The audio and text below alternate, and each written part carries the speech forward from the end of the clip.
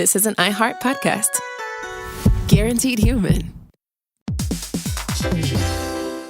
Hey, everybody. When you're at work, you never know when you're going to get interrupted, like when an office fire drill happens right in the middle of your presentation, or maybe construction is going on just outside your window. But with the Dell Pro laptop powered by Intel Core Ultra with vPro, no matter how many interruptions you have, your laptop won't be one of them. Yeah, with a battery that's optimized for the way you work and built-in intelligence that quiets distractions the moment you're trying to focus, your tech won't slow you down, even when you're getting bounced from an office you forgot to reserve. The Dell Pro, built for those who stay in the flow. Find technology built the way you work at Dell.com/Dell-Pro.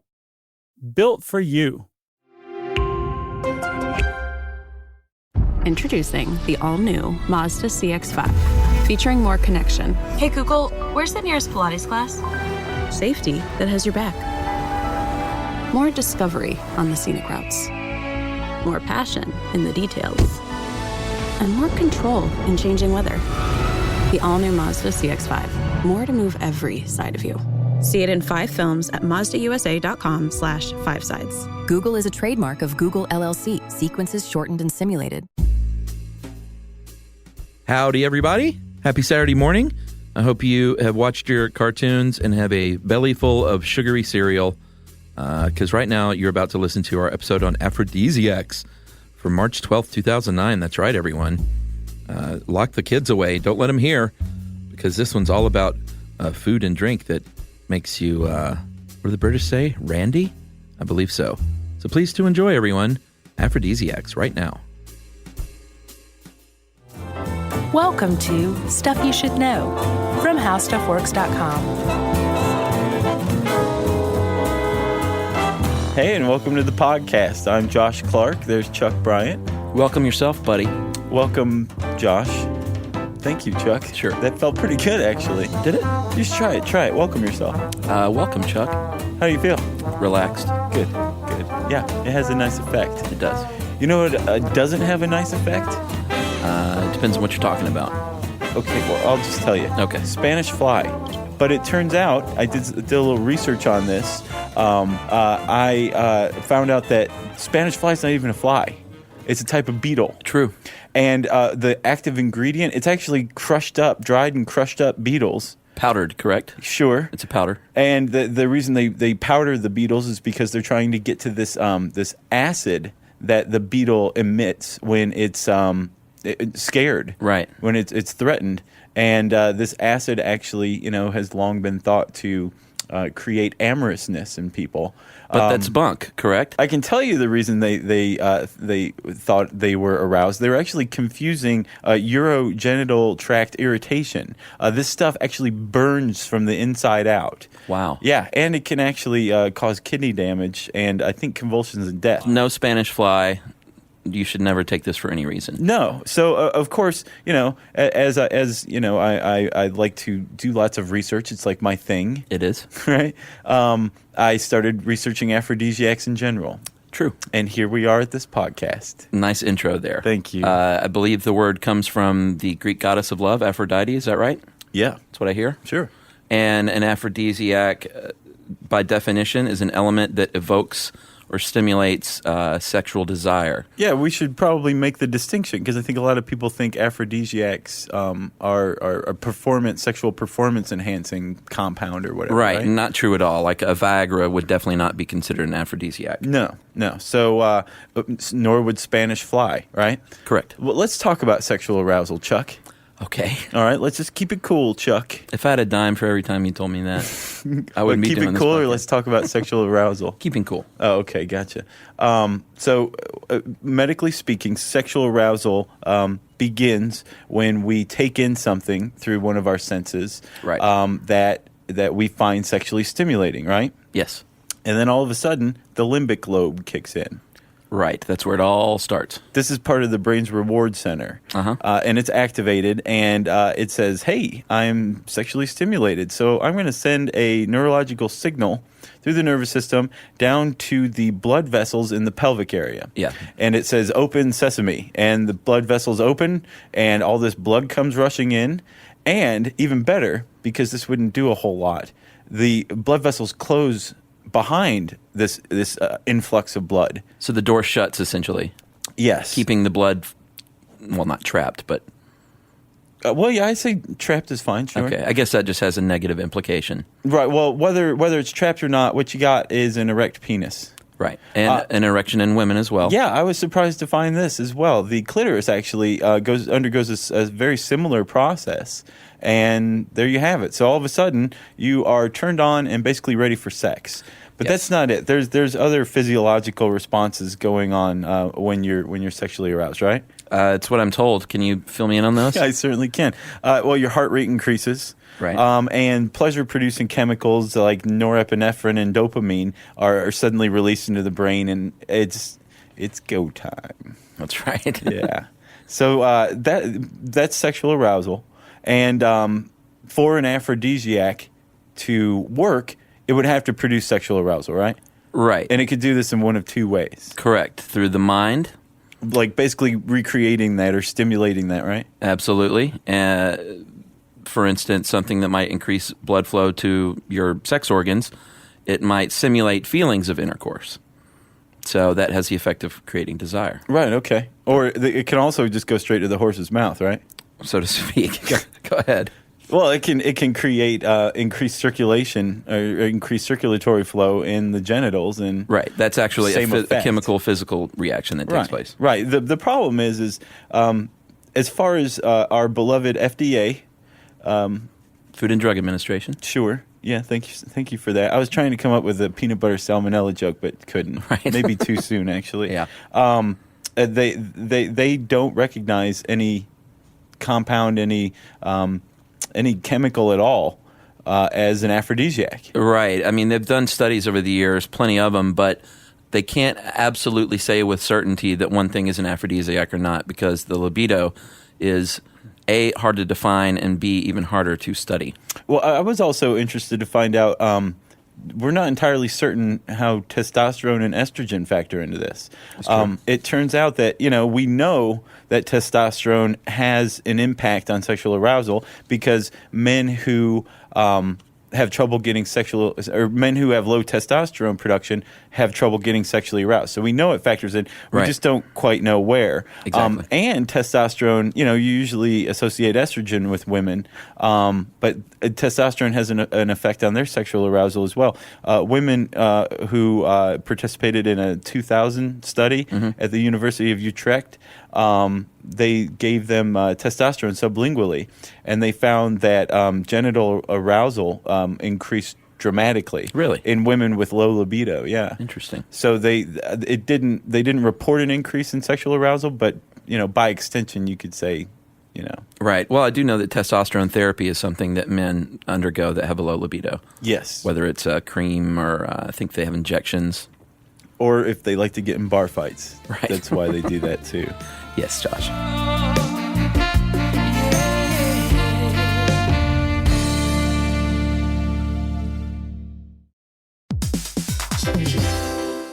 Hey everybody, we're here to talk to you about Wayfair, who believes that spaces should be functional, they should be comfortable, they should be well-designed, and they can be well-designed by you with their help. Your updated space should feel more comfortable, inviting, and practical for everyday use. And we're talking about outdoor seating. We're talking about grills. We're talking about major appliances. If you need storage solutions, Wayfair can help you out. Patio lighting, rugs, decor. It is your one-stop shop for home. Yeah. I mean, it's getting nice out, so it's time to think about living outdoors for the next few months. And Wayfair knows that outdoor furniture, it's heavy, it's intimidating to assemble. So Wayfair has stepped in and said, we're going to handle the hard part so you don't have to. That's right. You can shop Wayfair Verified, your shortcut to the good stuff. And that means their team of product specialists are going to vet everything by hand using a 10-point inspection, testing things like, quality materials, functionality, and features, and even how long it takes to build that piece of furniture. And the overall experience save time, reduce hassle, and improved convenience. Patio season is here, and these deals won't last. So head to wayfair.com right now to get your outdoor space ready for way less. That's WAYFAIR.com. Wayfair, every style, every home.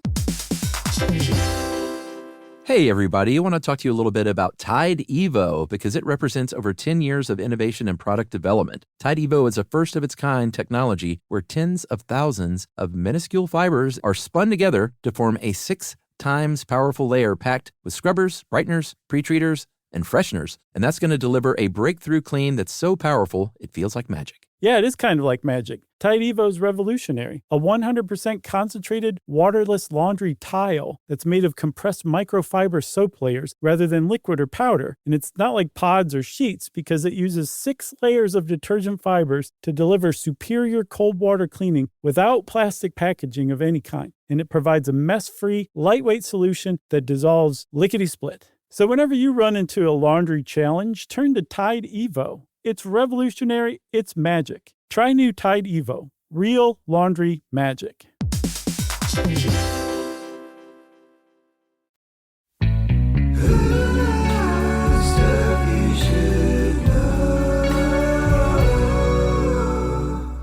Okay, so the FDA doesn't recognize anything, but there's still plenty of people out there who think certain foods, certain extracts, plants are aphrodisiacs, and this is nothing new. Like some of these ideas go really far back. How far back? Well, it turns out that the Persians were fairly randy folks, Okay. and we're talking ancient Persia. I believe pre-Kama Sutra, which came out in I don't know. I'm just going to go ahead and invite some viewer mail and say the 6th century A.D. Right? Okay, sure.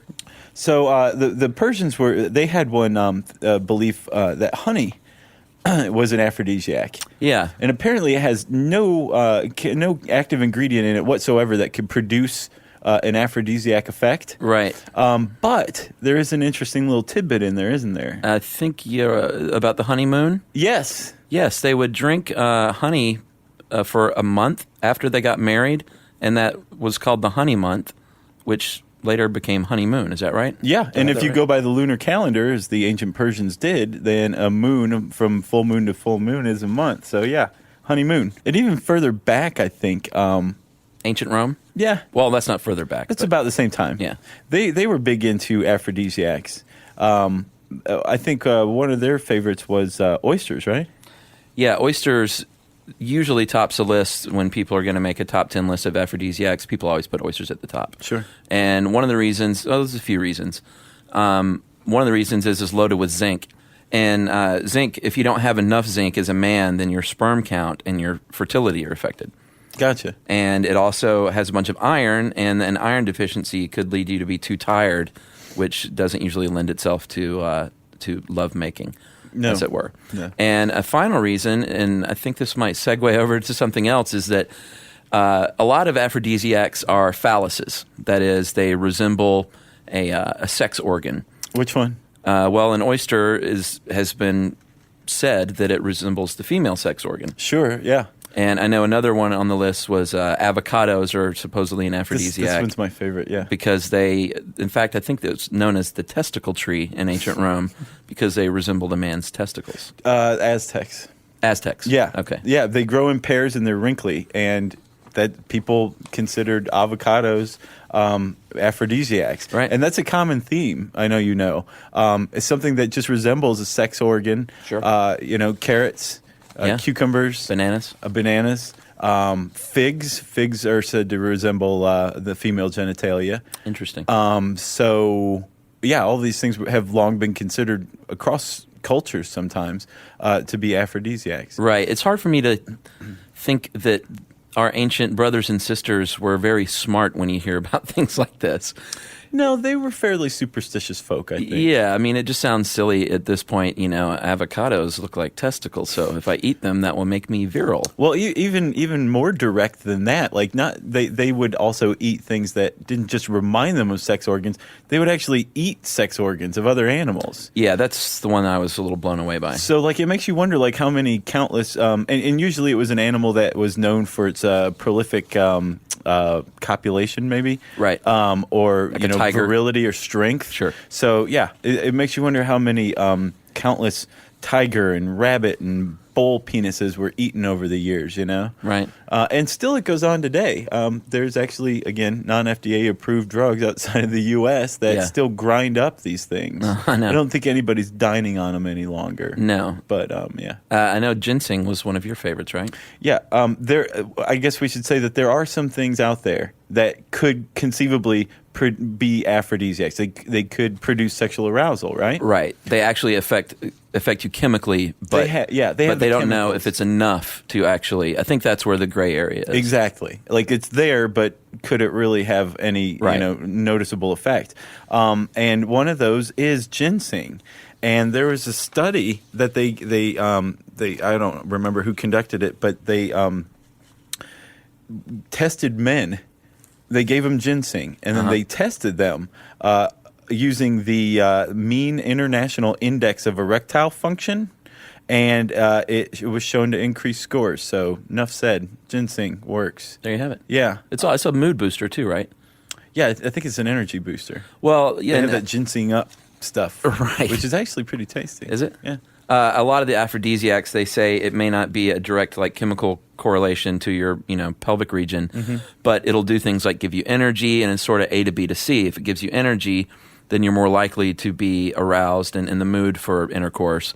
Whereas if something saps your energy, you're going to be, like if you eat a lasagna by yourself, it's probably not going to inspire you, right? To unless you're Henry VIII or something, I guess. Right. Well, yeah, and you make a valid point. It's just that science hates it when you jump from A to C. Exactly. Even if there is a direct correlation or even causation, that they really like to get that B in place first. Right. But yeah, so and ginseng's not the only one. There's other, like you said, oysters are full of zinc and iron and other stuff. Yeah. And chocolate, actually, which is always associated with love and romance. Sure. It actually has phenylethylamine and serotonin. So these things are actually in abundant supply, and we can ingest these things. Our body produces these naturally, but we can ingest them and react to them conceivably. It makes you wonder how much chocolate you'd have to eat to really get off, perhaps several goblets full. Josh, I think you're talking about Montezuma, who was the Aztec ruler who reportedly would drink 50 goblets of chocolate a day to increase his sexual desire. I cannot believe he died from being murdered and beheaded, rather than not from chocolate. Exploding. Right, death by chocolate. Ooh, jinx! Nicely done, Chuck.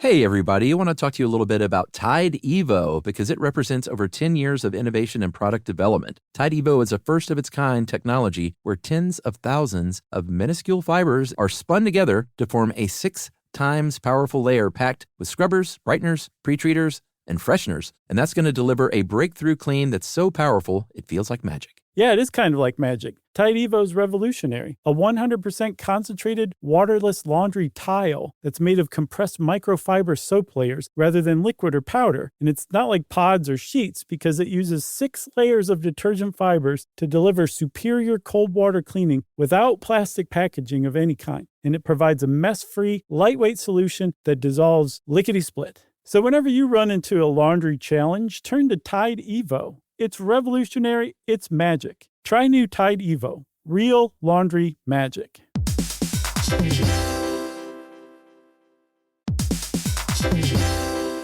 Hey, everybody. When you're at work, you never know when you're going to get interrupted, like when an office fire drill happens right in the middle of your presentation, or maybe construction is going on just outside your window. But with the Dell Pro laptop powered by Intel Core Ultra with vPro, no matter how many interruptions you have, your laptop won't be one of them. Yeah, with a battery that's optimized for the way you work and built-in intelligence that quiets distractions the moment you're trying to focus, your tech won't slow you down, even when you're getting bounced from an office you forgot to reserve. The Dell Pro, built for those who stay in the flow. Find technology built the way you work at Dell.com/Dell-Pro. Built for you.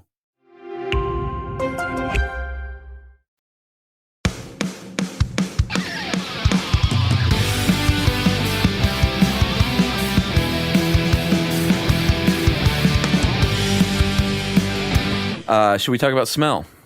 I think we should, because I got to tell you, if I put stock into any aphrodisiac, it would have to have something to do with smell. Yeah, it's not always food. It's not always taste. I know they say that music and exercise can be aphrodisiacs. Sure. Well, yeah, I can tell you that swimming just the release of endorphins actually it definitely increases interest.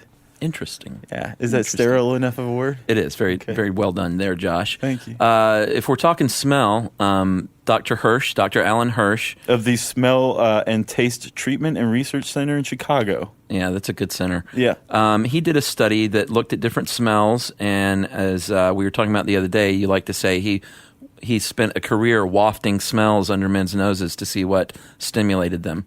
And measuring their penises. That's right. At the same time. And he found some interesting things. Cheese pizza, for instance, increased blood flow to the penis by 5%. Buttered popcorn by 9%. And then the one that really shocked me, lavender and then pumpkin pie actually increased blood flow by 40%. Which, that's pretty big. Yeah. You could overcome a lot of sluggishness with that much blood infusion. Right, but that kind of, to me, in Thanksgiving was when you eat pumpkin pie a lot of times. That flies right in the face of eating turkey and watching football and stuffing your belly.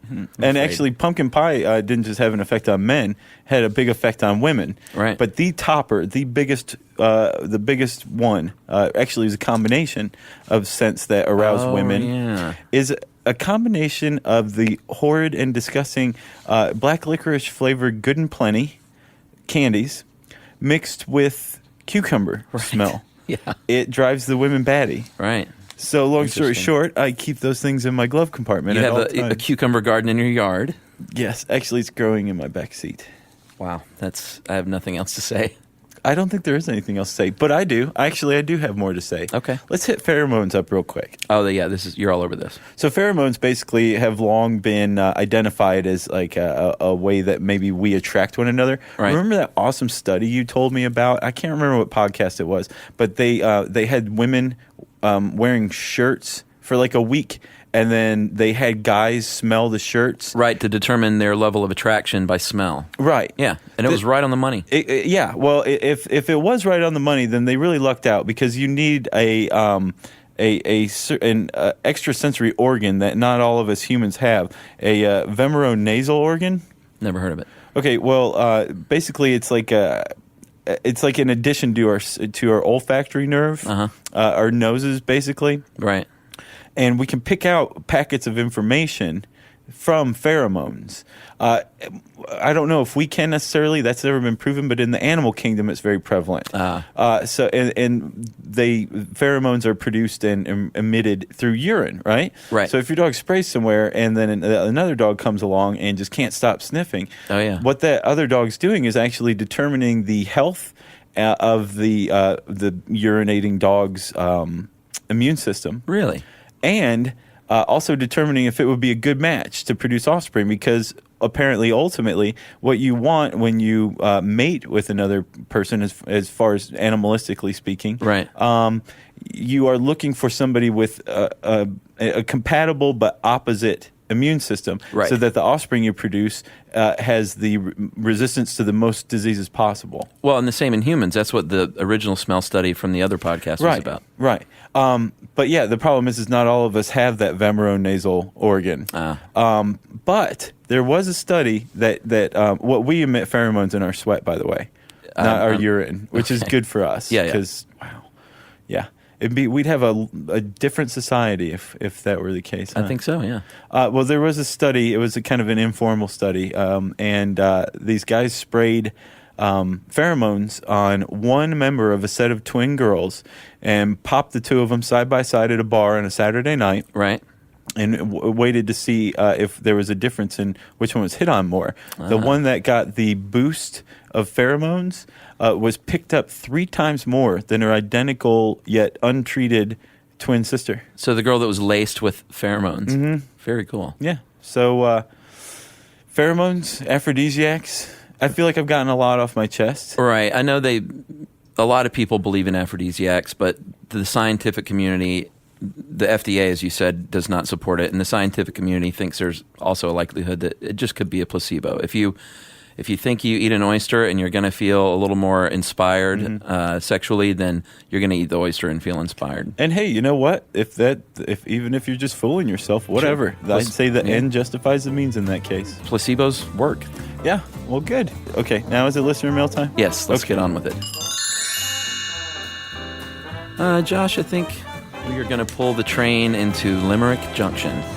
Yeah, I like this trend. We went from haikus to limericks. I don't know what's next. I don't know. An epic poem, maybe? No. Yeah. We're going to get the Iliad from some listener now. Just a couple of limericks here. Ryan of Victoria, British Columbia. Fine Canadian friend. Have you ever been there? No. That's one of my favorite cities on the planet. I've heard it's awesome. It is awesome. It's very cool. Everybody's very friendly. It's like a tiny city with like mini skyscrapers and everything, and it's just awesome. It's British Columbia too, so. Sure, nice. All right. Ryan has this to say. As I wore an uncomfortable sweater, I sat down and wrote you this letter. Josh and Chuck love haikus, but haikus make me snooze because we all know that limericks are better. Yes. That's a good one, Ryan. Fantastic. And the final limerick today is from Brendan Franklin of Tucson, Arizona, another cool town. Yeah. College town. The podcasting host, Josh and Chuck, and the cast that they host sure don't suck. They tell me how stuff works, and as one of the perks, I'm no longer an ignorant schmuck. Nice. And Brendan, we agree. You're not an ignorant schmuck. You're a good guy. You also may be the first person on the planet to ever use schmuck in a limerick. Oh, no way. No? Okay. It's huge in limerick land. Is it? I'm not very familiar with them. Oh, yeah. I guess I should say I'm surprised that we haven't gotten any dirty limericks yet, though. Although now I think we could probably expect that. True. Yeah. I'm just happy my name rhymes with schmuck. Yeah. Well, we knew that already. Yes. So if you want to send Chuck and I a limerick, not a haiku, or if you just want to say hi, or if you'd like to just congratulate us on making it through how aphrodisiacs work without humiliating ourselves by cracking up, you can send us an email to stuffpodcast@howstuffworks.com. For more on this and thousands of other topics, visit howstuffworks.com. The next time you end up with something on your shirt, don't turn to your usual detergent. Check out Tide Evo. Tide Evo represents over 10 years of innovation in product development. It's a revolutionary 100% concentrated waterless laundry tile made of compressed microfiber soap layers rather than liquid or powder. It's not pods and it's not sheets. It uses 6 layers of detergent fibers to deliver superior cold water cleaning without plastic packaging. It's mess-free, lightweight, and dissolves quickly. Try new Tide Evo. Real laundry magic. Geico presents a 30-second podcast between your podcast. Today's story is shared by one of our listeners. It's called Betrayed by Bill. It was in that moment I caught who was staring back at me in betrayal. Or more like what? My insurance bill. With trembling hands, I grabbed my phone and switched to Geico, saving about $900 in the process, and never to be betrayed again. Now that was bloody riveting. It feels good when the story ends with savings. It feels good to Geico. This is an iHeart podcast. Guaranteed human.